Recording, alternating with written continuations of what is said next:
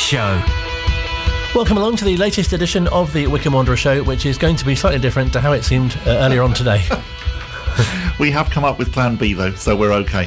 And Yes. It doesn't involve any Christmas parties or anything like that. Sorry, that's a bit of an old joke now, isn't it? It's quite satirical, though. Well, Quite it like is, yeah, but it Satire feels on like, the you show. know, it's like last week's Have I Got News For Yeah, You, that's not this true. week's. Sorry about that. Yeah, I'll try and get better during the next hour. Yeah, we don't want rerun stuff. No, exactly. No, it's all live and fresh. Right. It is. It better be now. Yes. Now you've said that. definitely is. We've got to keep the freshness in. We have. Gareth Ainsworth after the draw with AFC Wimbledon.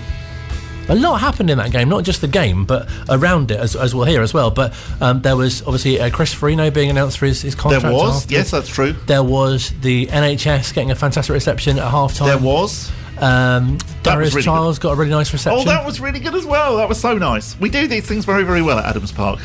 It was really nice to see Darius Charles and Gareth was there and Pete and Rob, and yeah, it was just lovely. That was a really nice moment. It really, well, as you'll hear with the chat with Gareth, it really kind of highlights what the club's about in such a nice way. And I like the fact that then the terrorists started singing "He's One of Our Own." I thought that was very good. Absolutely. We'll hear from Chris Farino as well. We'll also hear from manager Gareth Ainsworth, and we've got a special feature on the club shop. Oh, we have, yes. Phil Catchpole on his wonderful Ringing the Blues podcast, which you can get from all good podcast providers completely for free, just like our very own Wycombe Wanderers Show podcast, which you can also get from all good podcast suppliers completely for free. Phil went into the club shop before the game against AFC Wimbledon and chatted to Missy Kuhik, and as he says, there's probably not many club shops where you'd find a director actually working in the club shop before the game. No, it's a very good point. I'd imagine none. I could now tell my story about the time that I saw Gareth in the club shop before a game, but he wasn't actually serving, to be honest. But I did think the same thing at the time, was you can't really imagine sort of like if you went to Anfield that you'd have Jurgen Klopp in the Anfield Superstore or whatever maybe they call it about 20 minutes before the kickoff, whereas that was when I saw Gareth in the club shop. This was a couple of seasons ago now, but even so, I was very impressed that he was there. Absolutely. Is that the story? Yeah, that was the story. Yeah, brilliant. I mean, he wasn't doing. You know, he was chatting to someone. So he'd obviously got he'd promised to give them, I think, like a piece of training kit or something like that. So there he was handing over the piece of training kit. So it did almost look like he was working in the shop. And I don't know, it just warms your heart to see that that our manager does stuff like that. It's a really nice story, very nice to hear. We'll also be catching up with former midfielder Hakan Hayrettin as well, who scored a fantastic goal against Preston, of which the current manager was playing for at the time. He's got a fantastic name as well. Who, the current manager? Hakan, well, they're both. You, sir, have a fantastic name. Gareth Ainsworth, that's a good name as well. Absolutely. Yes. They're all good names, aren't well they? Well done, Mr. and Mrs. Ainsworth, for naming Gareth. That was a good name. Name news here at Wycombe Sound. Indeed, yes. Shall we go back to Saturday then? I think we should. It was cold. Oh. It was the first time this year where I really did think, oh yeah. Battery operated trousers required. Exactly. I forgot them again, which was really, really silly. It was one of those games, I wore the wrong thing, if you know what I mean. And you know how it's quite depressing when you get to a ground and within the first 5 minutes you're there thinking, I've worn the wrong thing. And especially this time of year, because the sun starts to go down. You think, it's getting a bit chilly now. Yeah, it just, because you're quite warm from the walk up to the ground or from... That's very true as well, yes, and then it starts to wear off. Yes. And so there's that 5 or 10 minute spell where you go from feeling like, almost maybe a bit too hot to then thinking, oh, this is going to be a bit of a long afternoon. And so it seemed as well on the pitch, because, of course, Wimbledon scored after just 4 minutes. We have to say it was a bit of a tap-in. It wasn't, we were still sort of half asleep or something. I'm not quite sure why. So perhaps it was the cold. Sorry to any of the players that are listening. Exactly, maybe it was. But yeah, it was a slightly frustrating goal to concede. And for quite a long time it did look like, oh goodness me, it's just going to be one of those games, and all of the things that Gareth has said about them, being a bit of a bogey team and whatever, and that we always struggle against them, you were thinking, oh, it is, it's going to be that game where, yes, really on paper you think we should be winning this, and actually we're not. And so then Akinfenwa, who else, of course, and you could imagine Jeff Stelling saying, the former AFC Wimbledon player, etc., etc. Yes. It was a lovely goal, a lovely lob. You don't see enough lobs in football. It was a super, super lob over the goalkeeper to put us back level. And then we were just thinking, oh, good, okay, you never know, actually, we might manage to sneak this. When, goodness me, AFC Wimbledon scored again in 90+2, I think it was. And, of course, their fans went absolutely berserk thinking that they'd won the game, but we still had time for Sully Kaikai to go down in their penalty area and for Joe Jacobson then to score the resultant penalty, meaning that we at least came away with a point. Welcome to the latest edition of Don't Leave Adams Park Early. That's very, very true, yes. It all seems to happen in stoppage time, doesn't it? It does. I was slightly nervous as well about JJ taking the penalty because he'd been injured previously, and he'd then taken the free kick, which didn't seem like a very good idea, and it wasn't the best free kick. It was the free kick of somebody who had just had a bit of an injury. And so when he then stepped up to take the penalty, and I was thinking, no, and also remembering what happened against Portsmouth a short time ago. But he didn't make the same mistake twice, and sure enough, yes, we did secure a point. This won't work well for the radio, but perhaps on a future show we could do a graph of when things happen in stoppage time in games. Indeed, it will be a bit like the Harry Potter books, if you know what I mean. It's like, the exciting things happen at the end. It's the same with Wycombe Wanderers games. Don't leave early because the exciting things always happen at the end. Next slide, please. Phil spoke to Gareth after the game, and he sort of felt like it was 2 points dropped in the end. You got to respect Wimbledon. They've come. They've scored 2 goals, 2 good goals.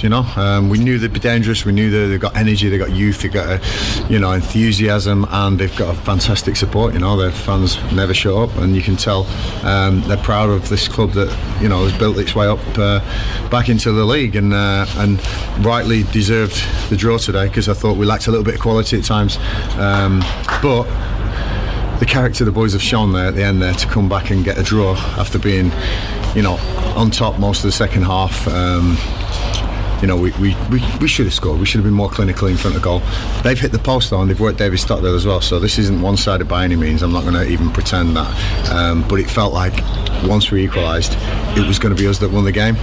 Fantastic header from Radoni, was it, at the back stick there, and he's going to be some player.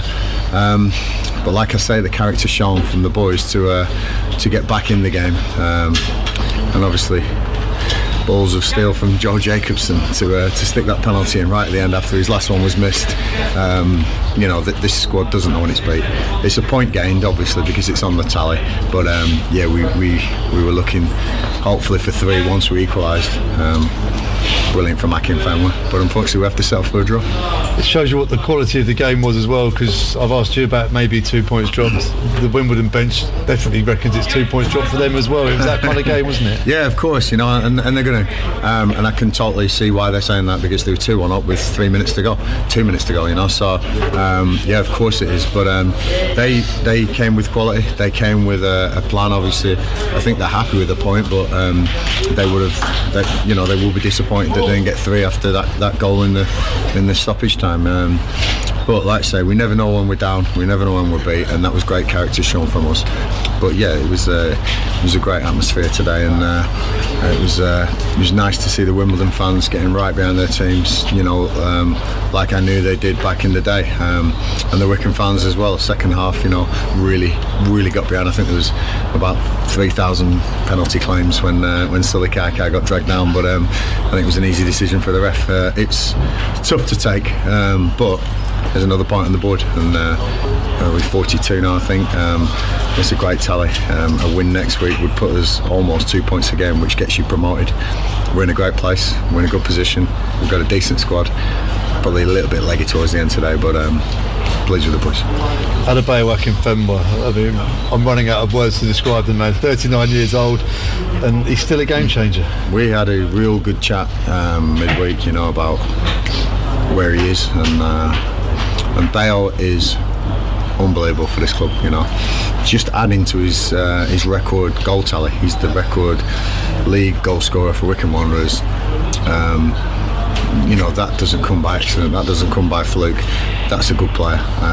He's an exceptional player, an exceptional talent, a brilliant leader, and above all that, an awesome human being, and I'm very humbled to have him in my side, but he'd be exactly the same, saying exactly the same things, and that's why the man is so good. And I think Wycombe really sit down and realise what they've got with him, because he's sensational, and what a goal. He could have got 1 or 2 more as well. There's some great balls put in the box second half, but he's got us back in it without a doubt. And defensively, no Anti Stewart again today. Is that still that illness still hanging around? Yeah, he's got illness.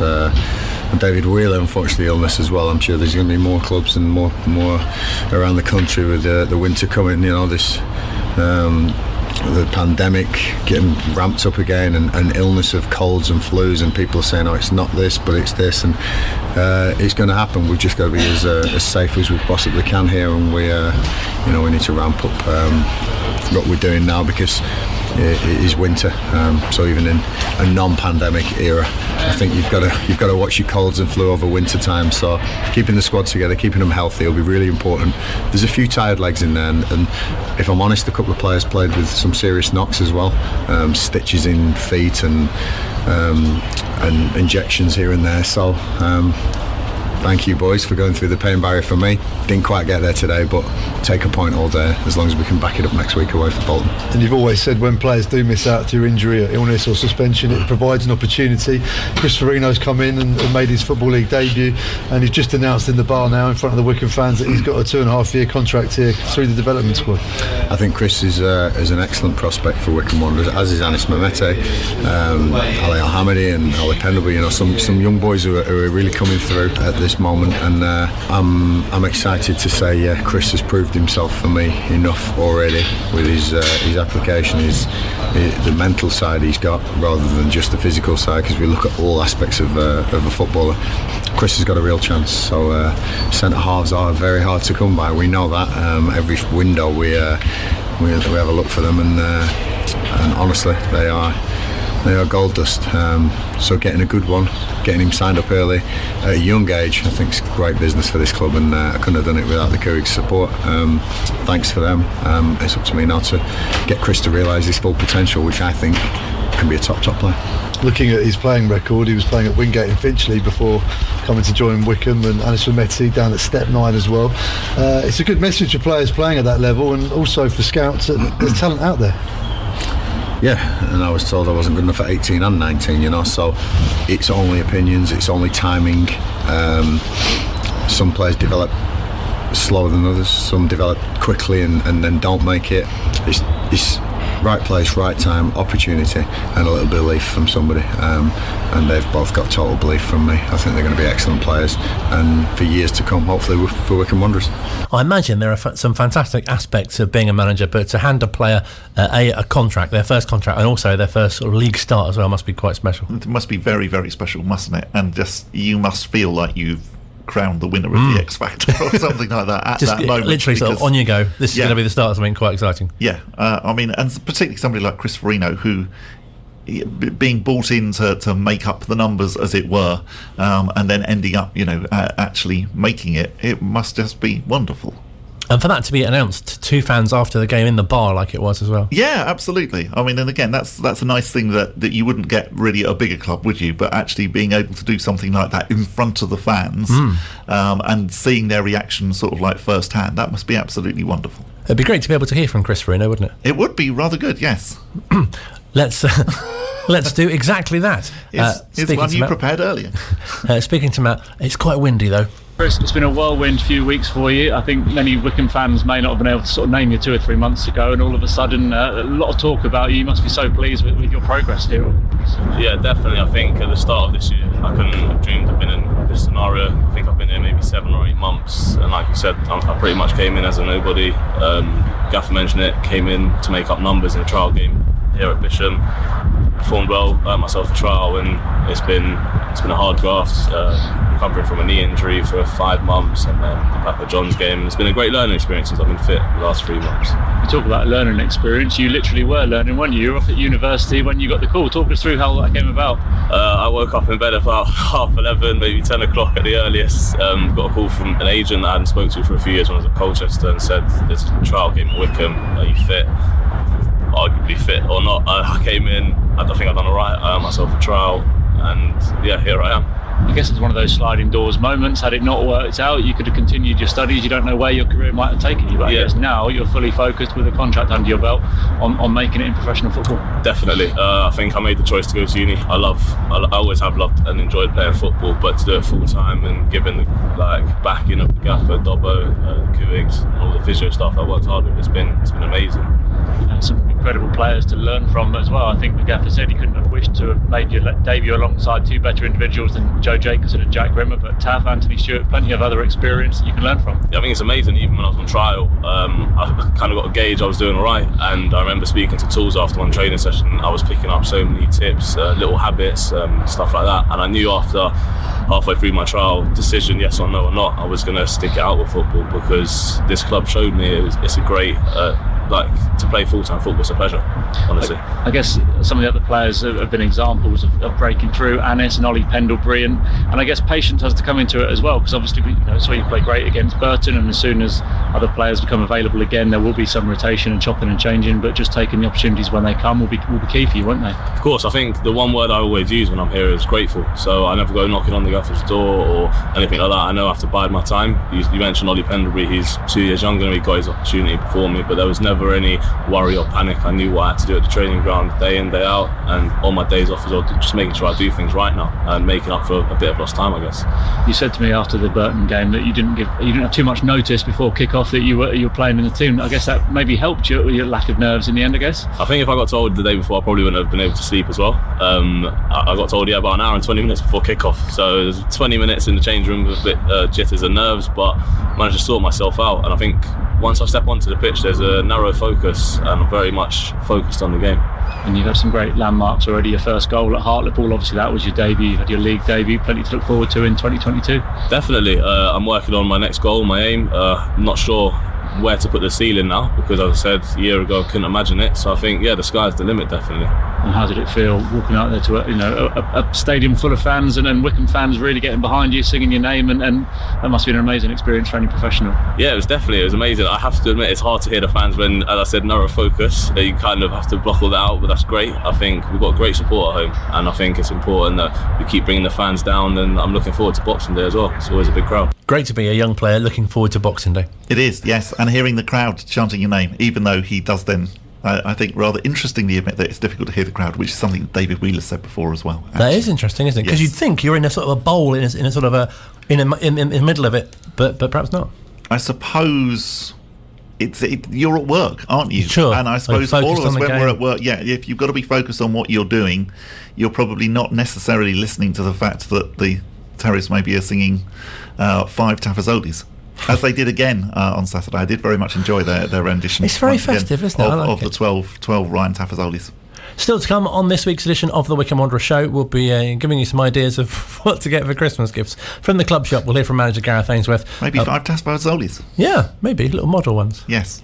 Oh, that would be good. That's a good idea. Yeah, Missy, you should do that. Make a note of that. Yeah. And also, we'll catch up with a former midfielder next who had a bit of a midfield tussle with the current boss.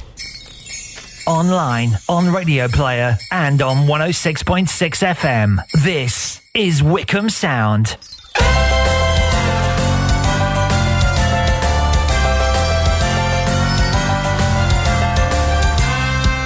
Christmas on Wycombe Sound.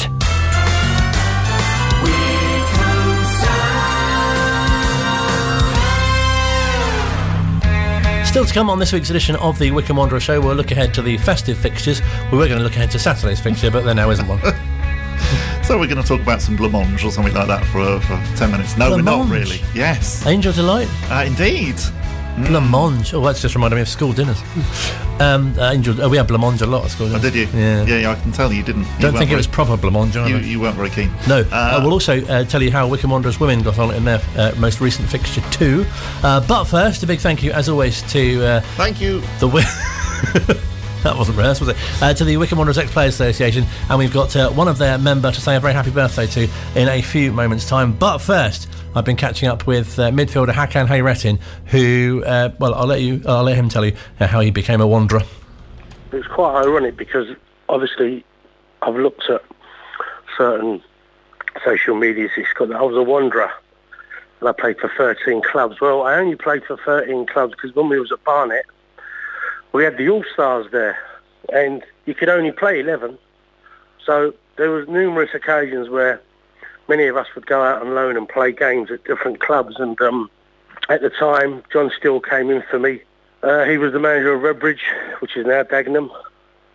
And I played for him, and I did well there, and one of my games was against Wycombe, and I think Martin liked me. The gaffer liked me from watching me play, and the next thing I know, they come in for me, and you know, I wanted to go. I said that I wanted to go, and I wanted to go to Wycombe, and I got my move on a permanent basis. So I was really happy about that. The game was at Wycombe. We lost 1-0. I think that at the time Wycombe beat us 1-0, and I had a good game. And then thereafter that, on transfer deadline day, I signed for Martin O'Neill. Because you initially came on loan, didn't you?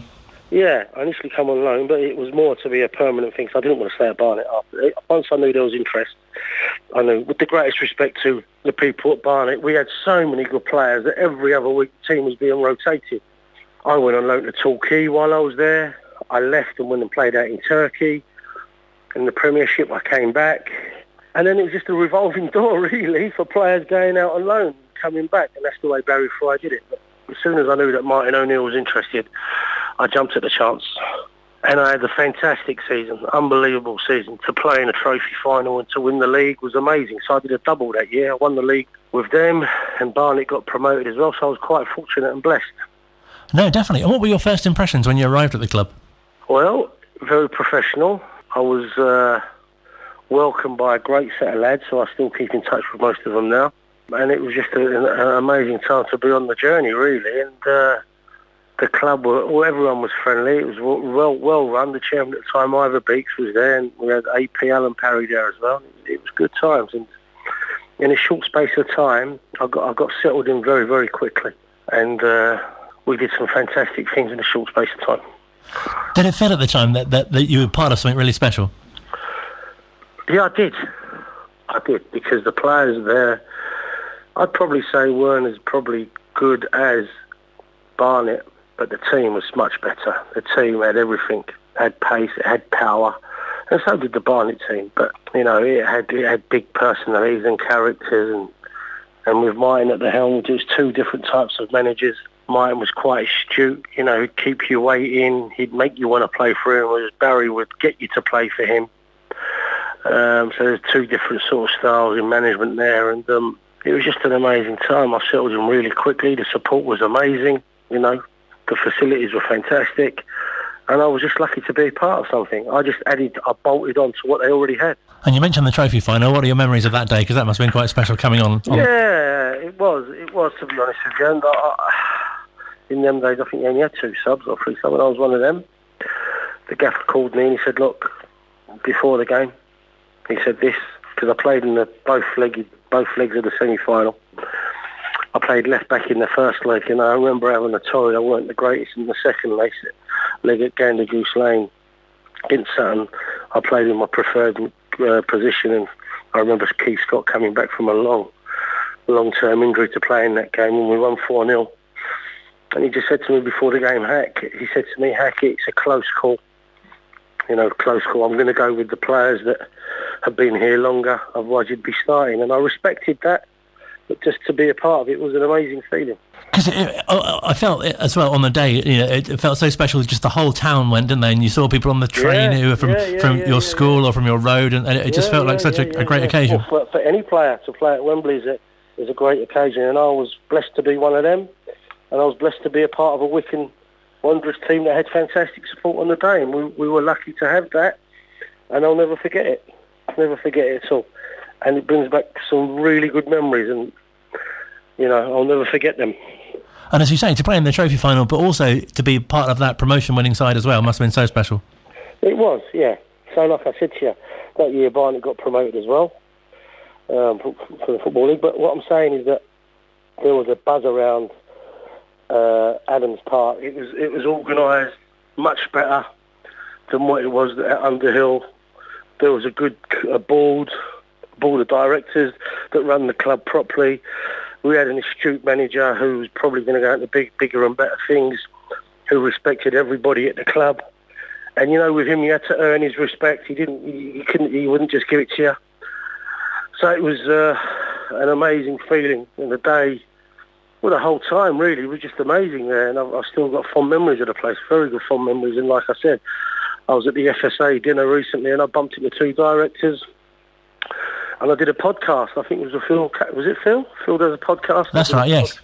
I did a podcast with him, and he says to me, "Hey, when we won the league on the day, you had me on your shoulders, carrying me around the pitch." So, all these memories are fantastic memories. And as a player, you take it with you, and for supporters, it stays with them. No, definitely. And as you say, it's so nice that you're still in touch with that group of players today. Yeah, for sure. I speak to Chris quite a bit. Obviously, he had the misfortune of having a heart attack. I was there on the day because I was playing in that barn at 11 when that happened, and I'm in a group, a group chat with them. So I speak to some of them occasionally. Yeah, I haven't been able to go out with them in the last 2 or 3 years. I know the boys get together and go out, but obviously during this pandemic, it's been quite difficult. So hopefully next one I'll be there with them. Now that must have been quite scary to be in, to sort of witness that as well. Obviously, Glyn played for Barnet as well, and it was a Barnet 11 via Wycombe 11, and I was the one that knew his family, so it was quite a terrorising time for me at the time because I had to break the news to his kids. We didn't even know if he was going to be alive at the time, so I had to brace myself and tell him what was going on, but luckily he pulled through like he always does. Yeah, no, so thankful that he's doing well. Yeah, I spoke to him, he's okay. He's getting better. And something else that I know that you're very well known for is and I'm especially pleased to speak to you about is obviously your goal against Preston, which I'm sure is something that you're very happy to speak fondly of. I think that was the turning point of our season. No one expected us to go there and beat Preston. Wycombe's manager at the time, Gareth Ainsworth, was playing for them. I had an unbelievable tussle with him in midfield. He was wearing a mask at the time because I think he had a fractured cheekbone. And we had a bit of a tussle on the pitch, and he was on the floor, and I remember pulling the mask off his face and letting it go, just to let him know that we're not going to be taking no prisoners today. And it was a close run, close fought game. And I was fortunate enough to get the ball in their half, just inside their own half with minutes, not even a minute to go, I think, where Tim Langford just trapped it and played it to me, and I just made my mind up from then that I'm going to shoot because it felt right, and it went in. And I think that was the turning point of our season to push us to get into the playoffs. And as I say, it must have felt like such a special time, obviously to be scoring like that, but also to have been that sort of catalyst, if you like, for that achievement. Yeah, to be part of such a good team, because usually I've been involved in clubs as a coach, as a manager, or even as a player. Like when you get promoted, you galvanise, and the momentum takes you through. We had that in abundance at Wycombe, so and I still say this now: the level between National League and Division 2, there's not that much of a big difference, and we proved that. I proved it on 2 occasions, once with Barnet and once with Wycombe. The gap wasn't that big, and we galvanised something, and we fully deserved to be where we were. But that game there was, I think, the turning point of our season because big things were made of it. John Beck was there at the time. There was all kinds of shenanigans going on where we were told not to drink the tea, and he would put heaps of sand in each corner so the balls could hold up. I remember the gaffer refused to play until the sand was taken off. But on that particular Friday when we were practicing, we finished training and he disappeared, so we just carried on practicing shooting, and I think that may have helped. But I'll never forget them memories for me. Fond memories, and sometimes my son even says to me, "Do you know what, Dad? It's been voted the best goal in Wycombe's ever history in the Football League," and I take great pride in that, No, definitely, and the whole team seemed to play such exciting attacking football at that time as well. Yeah, it was. We played with 2 wingers, played with 2 forwards. We had Guppy on one side and Hutchinson on the other, and we had some great midfield players, and I was competing for a place at the time with Simon Stapleton and obviously Keith Ryan, both legends of the club. There was me in there as well, and Keith Scott was immense up front. And from my time of knowing Westy and Kim Casey, these are non-league legends. You only get to see these players once in a lifetime, and these were non-league legends that were proven at this level.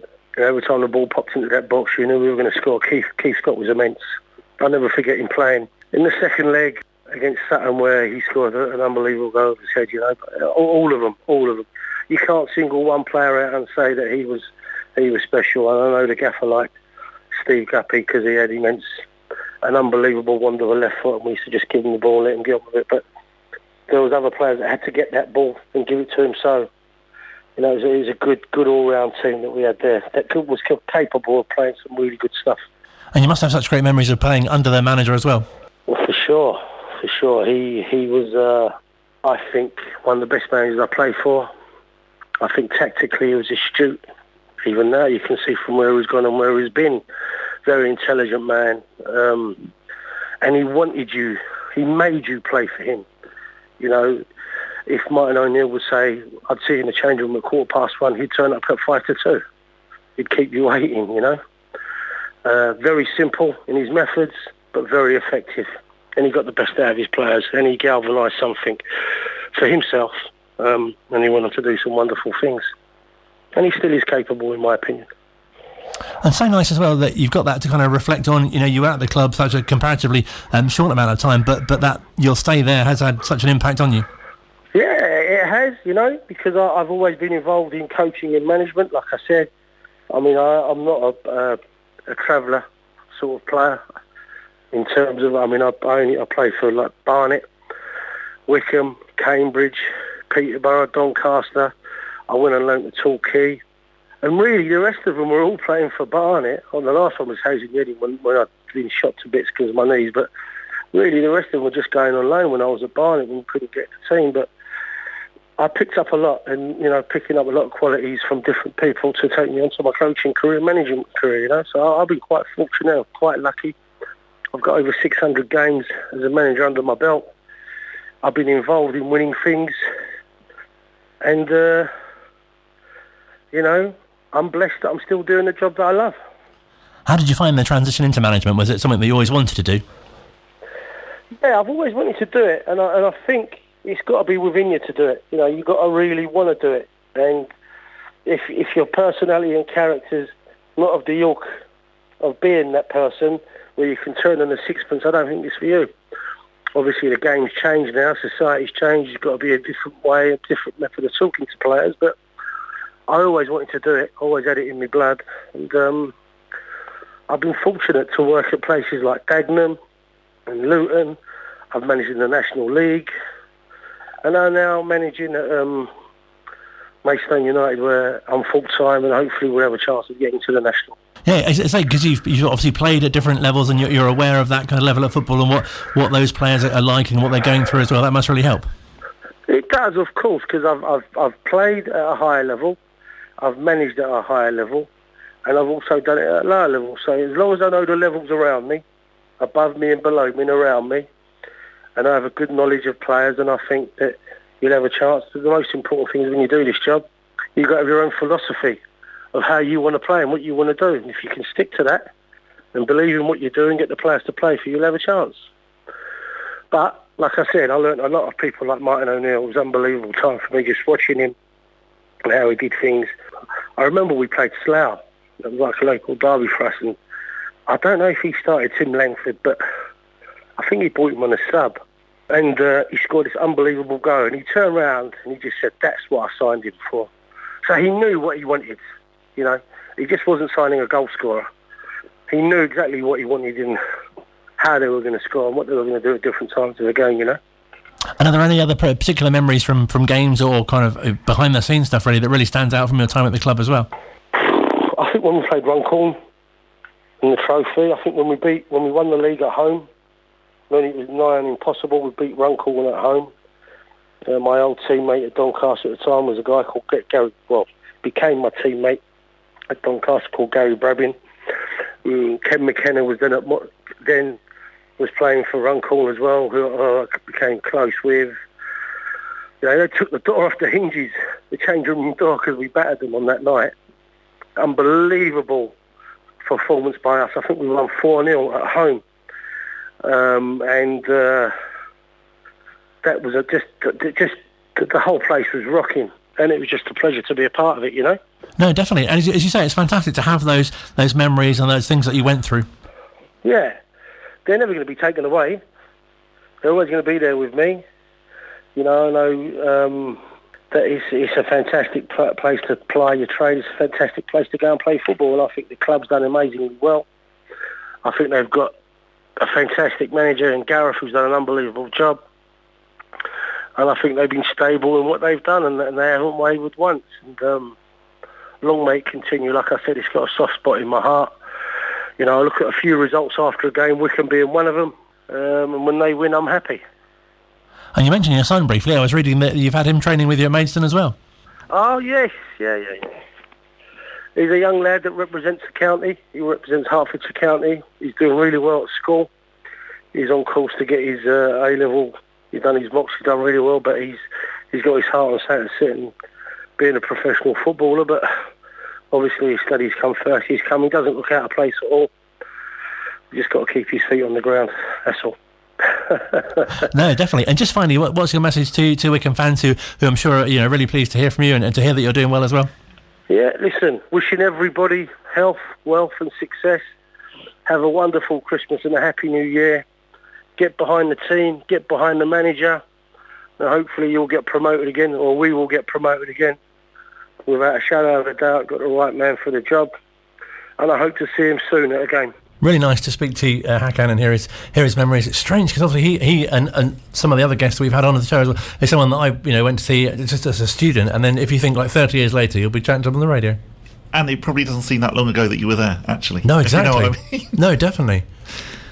But really, really nice to hear, and good luck to him and to Maidstone as well. Absolutely. We wouldn't have said that once upon a time, but it's all right now. No. I think there's a big enough gap between us in the division. So no, definitely. They'll be in safe hands. Yeah, Something else I've learnt as well, we should learn things from people who know more than us, and Martin O'Neill, obviously someone who we will look up to. And I've now learnt that if I arrange to meet someone at 1:15, I don't need to turn up till 1:55. But you didn't have that experience, I don't think, with him on the phone, did you? No, he was very prompt. Yeah.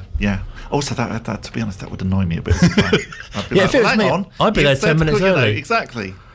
Yeah, but that made you want to play for him. Yeah, I suppose so. You'd be happy to wait. But no, really, really good hearing from Hakan, and you can still see his goal against Preston, by the way, on YouTube. Well worth a look. Definitely well worth a look. And against Preston as well. Yeah, on their old plastic pitch. Oh yes. With sort of David Moyes, and that was that sort of time, wasn't it? Yes, it was. Gareth playing, of course, with his mask on. Yeah. Speaking of, I think you'd have to be quite brave to do that. Oh, I think so. About how Gareth was back in the day. Yes, he was very combative. Yes. Someone we must say a very special happy birthday to as well, also from the Ex-Players Association, is Ken Brown, who celebrates his 90th birthday on Saturday. Happy birthday, Ken. So I thought I'd share this with you because this is something that JDT from the Ex-Players Association has put together about Ken. The year is 1931. I'm literally reading this to you. You're sitting comfortably. One of Wycombe Wanderers' greatest, as they lift the FA Amateur Cup for the first and only time by beating Hayes and Highbury. Alf Britnell wrote himself into the record books with a late winner. At the other end of the pitch, Jim Kipping was between the posts, adding to his reputation, which includes 289 appearances in a decade of service. You don't get those sort of players around these days. Yeah, no, you don't. No, you get Hakan saying, I haven't been to many clubs, and then he says, I've been to 13, and you think, that's quite a lot, really. That was also the year that another future Blues goalkeeper was born. This week, we send 90th birthday wishes to Ken Brown. Unlike Jim, he didn't get to make a cup final appearance, being understudy to Dennis Sirrett, who we've spoken to on the show, during the 1957 Wembley run, but he was good enough to regularly challenge Sid Cairns' regular number one and made 104 senior appearances between 1956 and 1962. A hugely popular figure at Lokes Park, along with late wife Maggie. Ken also spent 3 years at Maidenhead and was assistant manager at Slough Town. Slough getting quite a mention this evening. Starting his career with Slough Centre, the owner of his own stationery and print business. Before retiring, Ken will be celebrating with his son Richard 3 grandchildren and 9 great-grandchildren. His many friends from his Wycombe days will also be raising a glass to a great character and a lovely man. Happy 90th, Ken. Oh, happy birthday, Ken. I think there's a slight typo in that message because I've just had a look up about FA Amateur Cup finals, and in 1931 we played Hayes at Highbury in the final. It wasn't at Wembley. That might be my... In fact, it wasn't at Wembley, the FA Amateur Cup final, until 1949. So they used to play it wherever, and we played ours at Highbury, which is quite a good place to play, really, considering that some of them were played at places like the Den and Ayrton Park. But yes, we beat Hayes 1-0. Excellent research. Online, on Radio Player, and on 106.6 FM. This is Wycombe Sound.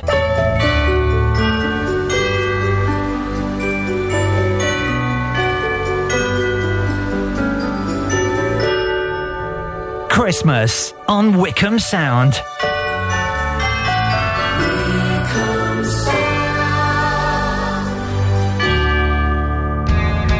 Final part of the Wycombe Wanderers show. I don't know if we've mentioned it nearly enough, but we're not looking ahead to the Bolton Wanderers game on Saturday. The reason is it's been postponed.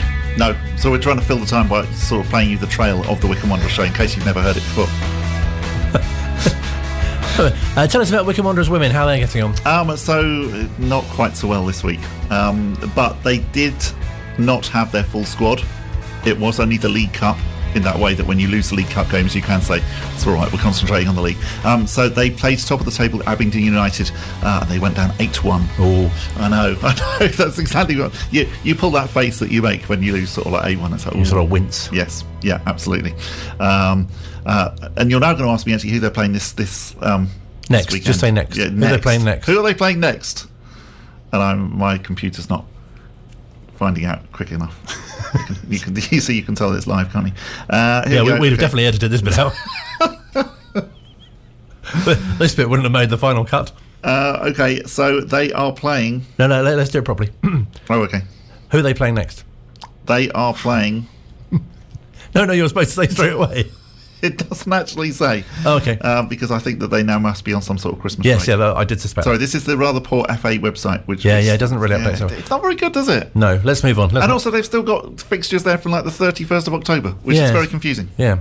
Let's make like that bit never happened. Okay. All the best to Dave and the team when they're next in action. Yes. Which we're not sure of currently. Yes. But but you don't want your last game to be an 8-1 defeat. No, of course. I'd be arranging a friendly for this weekend just so you can... Get back on the horse. Exactly that. Yeah, exactly that. Bike. Get back horse. on the horse. Yes. I think that's the expression, isn't it? It is. Get back on the bike. That's not the That's not the expression. It's no, I think it's horse. get back on the horse. Yes. Yeah. If you fell off a bike or horse, it's a similar sort of thing, though, isn't it? Have you fallen off a bike? Yes.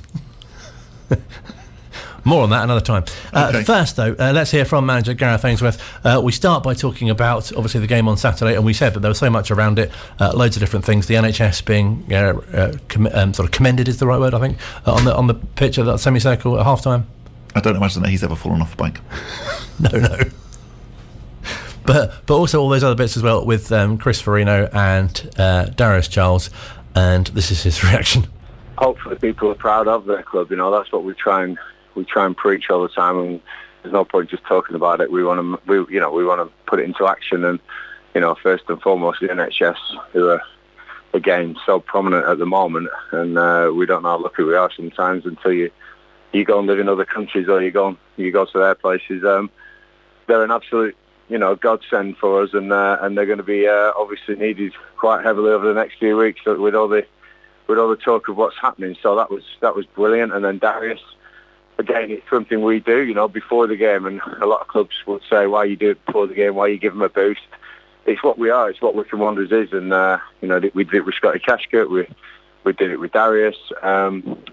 It's what we are and who we are, and that's important rather than everything else. I know results are important, but I think your identity is so special. People talk when clubs are on losing streaks and they have no identity. We certainly have identity at Wycombe Wanderers, and that brings me to, again, my identity of giving young players a chance. Chris Farino made his league debut on the Tuesday of the week, and obviously Ali Al-Hamidi, who there's a lot of hype about and talk about. He made the squad for Saturday as well. He's competing very heavily with TJ DeBar at the moment. Both the strikers they're both scoring, both training really well, and it's a real tough decision to include either of them in the squad. It's been nice to be able to get both of them in at one stage, but Ali's proved himself in training, and I think he's desperate for this moment, this chance. That his story is unbelievable, and what he's been through to get to this stage. Both of those they're gonna feature very soon as well. But pleased to say that after all that and all those other incidents around the pitch, on the pitch, we deserved something out of the game, but so did Wimbledon, and I think that's probably why you can say a draw was a fair result. we weren't at our best, and then second half we seemed to switch on and get back to what we do well, and especially with Bayo coming on, I thought it changed the game a little bit. And at 1-1, I'm sure, like me, everyone else in the stadium thought there was only one team going on to win that, and it wasn't Wimbledon. But fair play to them. They've got some real good energy, some real good kids, and Jack Redoni proving to be a real star signing, star young player coming through for them, and he's going to be around for a long time, I think. He popped up with a goal in the 92nd minute, was it? So it was a real tough one to take, but typical Wycombe. 2 minutes later, we see people running back in who left their seats to see a penalty going from JJ to equalise. It was brilliant, and like I say, probably both teams deserve something out of that game, and good to know that when you're not firing on all cylinders, you're not getting beat. That's something we've worked on heavily. And a great advert for the team as well, that, we talk about the youngsters, but there are such experienced names getting the goals on Saturday as well. Yeah, both of those, both played a big part in my last 10 years at the club, and JJ the last 8 seasons, I think, Bayo 6, and the stalwarts of Wycombe Wanderers. You talk about, the names gone by of your Keith Ryans and your Matt Bloomfields, for instance, and Guppies and Carrolls. Akin Fenway and Jacobson must be talked about in the same vein. There's no two ways about it. They've both played huge parts in the success of Wycombe Wanderers, and I'm really proud that both of them are still fully committed to this squad, and hopefully we can give a cherry on the top by finishing in that in that top 6 places at the end of the season. That's what we're aiming for. It's going to be tough, but they're real leaders in the group, and brilliant to see them both score goals on Saturday. And great to see you had a practice match at Bisham Abbey again with the youngsters on the score sheet. What did you take from that? Yeah, brilliant. The way the club is progressing. Sully Kaikai and Darryl Hogan both getting valuable minutes because they've just been on the fringes at the moment, and not been happy to be on the fringes, but been understanding and wanted their minutes. So both of those got minutes. Darryl was really unfortunate. He got the bobble from hell right at the end there, and it could have been all 4 internationals scoring that day. Sully scored a great free kick. Darryl ran the show from in midfield position really well. Sully scored a great free kick, and obviously Ali, TJ and Jack Wakely all scoring as well. So real progress from that development group, real progress. I thought that some of the boys have put themselves right in the frame, and they keep performing like that. I've got real difficult decisions, not just me, that the club's coming on so well as a whole, really is. And proud of Sam Grace and Matt Bloomfield, what they've done with these young boys. Blooms is obviously doing the first team a lot now as well, so he's making that transition really well. We have a real good underbelly of talent if needed to be called on, and I think as I go right back to the beginning of the conversation, with things ramping up pandemic-wise, you never know who's going to get a chance or how many numbers you're going to have, and we've got to make sure that everyone's ready to put on that first team jersey. You mentioned after the game on Saturday that David Wheeler and Anthony Stewart missed out through illness. Are they better now? Yeah, they're both back in the building, which is great to see. Whether they'll be fit enough, we'll see. But really, really pleased to get them both back in. We missed those 2 big names in the squad, and without Josh Scowen, who missed out last weekend, and Dominic Gape again, it's crucial that we get all our best players fit. And something else that you mentioned post-match at the weekend is that a win on Saturday would take you to the level of points, which would be 2 points per game, which would be good enough for promotion. Yeah, I think it'd be almost 2 points per game. I think it'd be 23, would it be? 23 and 45. So, I think we're a point short there of 2 points per game. And I think if you start any season and you get 2 points a game, you end up promoted. That'd be that 92 points that I'd end up with if we keep that ratio going, and no team in the world would not be promoted on 92 points. So we've got to make sure that we keep going, keep consistent is really important, and keep our values, keep our identity, as I spoke about. But the boys want to win games. They believe they can win games every time they go out on the pitch, and all teams are going to have a little spell. We know that. and you know, we've had ours over Christmas the last couple of years. We've got to make sure that we're on that. You know, we're a lot stronger than we ever have been around this time of year. Just got to make sure the consistency levels are there. And January will be crucial for some clubs. Maybe some clubs will lose players. Maybe some clubs will get players. We've got a couple of targets. I can't see us losing anybody. I think Rob and Pete and Missy are absolutely hell-bent on keeping the best squad at Wycombe Wanderers to give us the best chance. So I think unless there's ridiculous offers coming for anyone, the squad's going to be how it is, and we look forward to maybe adding one or two and having a real push for the end of the season. But let's get this Christmas period over first, you know, and I want to set up these next 4 games, which can be mental, you know, Cambridge, Ipswich, Charlton and Sunderland. Can be a real decider on the season. So we want to be strong. And 5 games unbeaten in the league. It must feel like there's some real momentum building now. Yeah, especially after there was a panic from everyone else around. There was no panic inside me. I can assure you, I know what we've got here, and I know in the Ipswich and the Portsmouth games, you know, we really did deserve to something like that. We probably played better against those 2 teams than we did against AFC Wimbledon, but that's football for you. So there's no panic inside me. I think there was a few worried glances and a few panic stations from other people around, but I think that's why when everyone else is looking at me, I've got to keep calm. I've got to keep keep the programme in place, and the cup games again. You know, this how we didn't win those games as well, but you know, we put all that to bed now. Back on track now, like you say, 5 unbeaten. I'd like to turn a couple of draws into wins, and we can't take any game lightly. It does feel, doesn't it, like we're on a bit of a roll. It does. And so it's a bit frustrating in a way. What's happened has happened. But at the same time, given our previously fairly woeful run over the festive period... Which Gareth touched on as well. Exactly. Maybe it's not a bad thing. And you begin to wonder, I don't know, will there be any games played over Christmas and New Year? We've obviously heard tonight that actually more games from the Premier League have been postponed now at the weekend. Well, I think they're hoping that by postponing them now, it will be possible to play them over that. Yeah, they will go ahead, but I don't know. You just suddenly, the whole of Christmas from a football point of view seems to have a bit of a question mark over it. And again, but my initial reaction to the postponement was, oh good, well at least now that's one less game in hand that other teams will have. But actually, if they get postponed as well, then that's not going to happen. And as you say, it does now mean a cold, possibly Tuesday night in Bolton, somewhere where we're maybe trying to fit the fixtures in some ways. At least we're not in the FA Cup.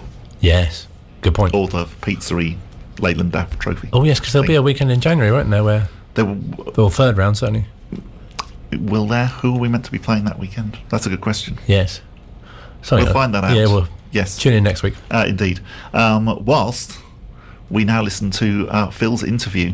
So Phil went into the club shop before the game against AFC Wimbledon because Missy Kuhig was in there, and Phil put it to her that probably there weren't that many directors that you'd find it in the club shop, and that very much it's her club shop. The shop is my area. I get to pick the merchandise, I get to design the merchandise, and occasionally I get to come in and sell the merchandise. Well, selfishly, let's talk about what I wanted in the shop, and you've delivered baby stuff. Yes. My little son now, he's got a little shirt, he's got the socks now, and there's now baby grows for new chairboys and girls that are going to be born, in the forthcoming season. Exactly, blue and pink. Because at first I thought, we'll only do blue because that's our color. And we had a huge demand that people wanted pink ones too with the logo on it. So we can do that. We can deliver what people need. I might have to have another baby now. No, you're going to have to, right. Wow. And there's a bottle of gin on the counter as well. Wycombe are diversifying. That's right. We're trying to expand the selections so that there's something in the shop for everyone. Gin is not my cup of tea, or my cup of gin for that matter, but a lot of people are going to enjoy it and love it. Next up, maybe we need a bottle of wine with our label on it. That would be my thing. Oh, definitely. A nice claret, I think, to toast promotion with, hopefully. Right. 72 clubs in the Football League. Are there many board members working behind the shop on a match day?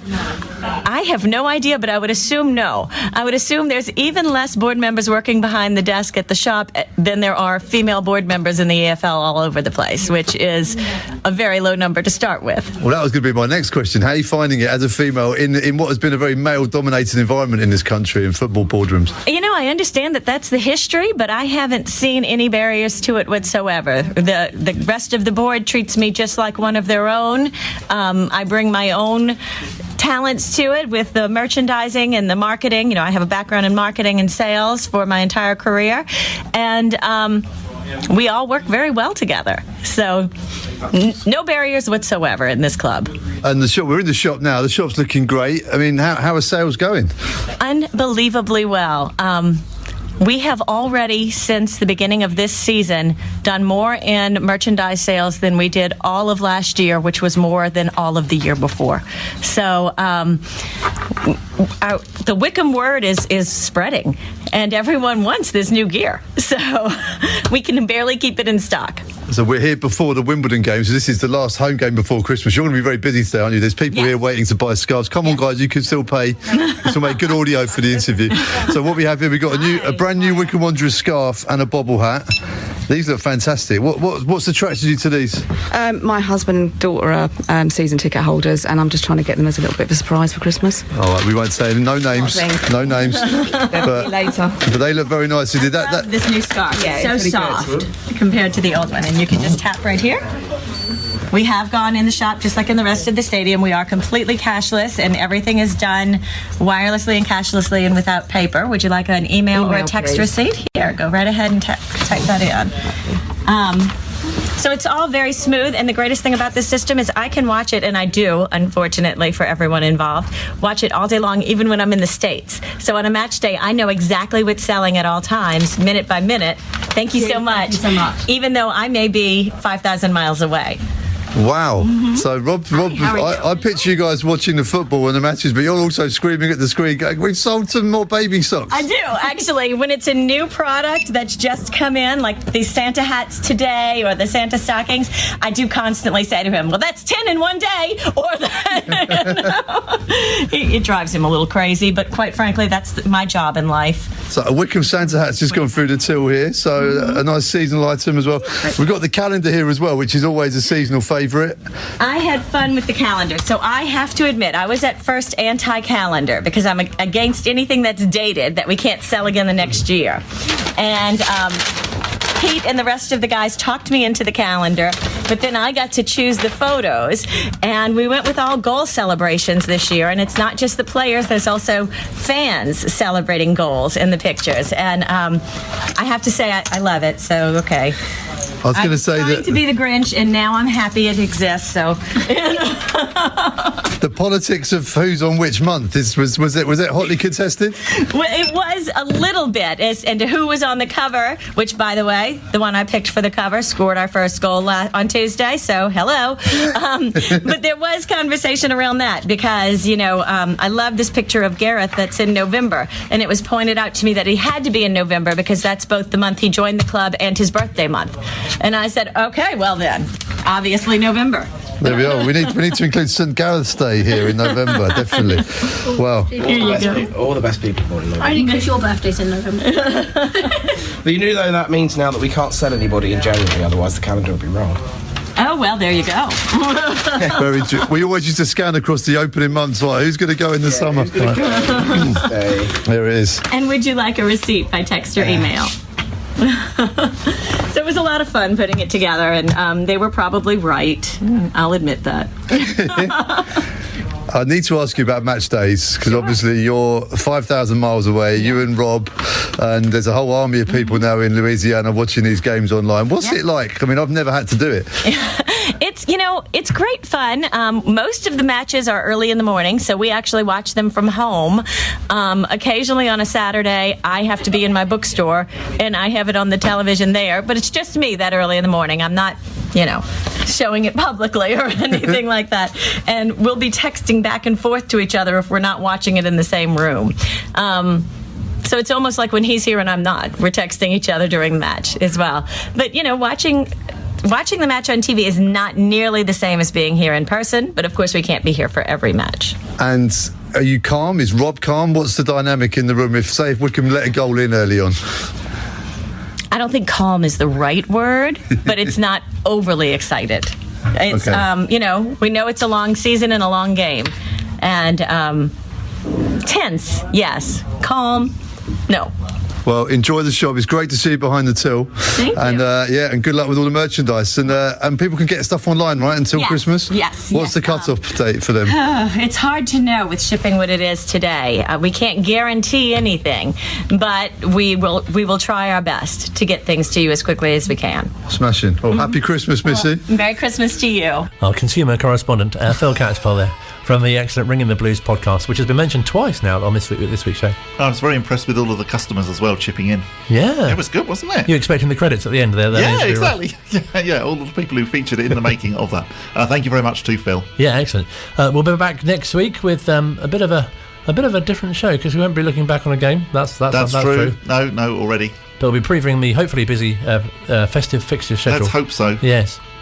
Cambridge United on Boxing Day. Let's hope it goes ahead. Let's hope it's not too chilly as well. Yeah, cool.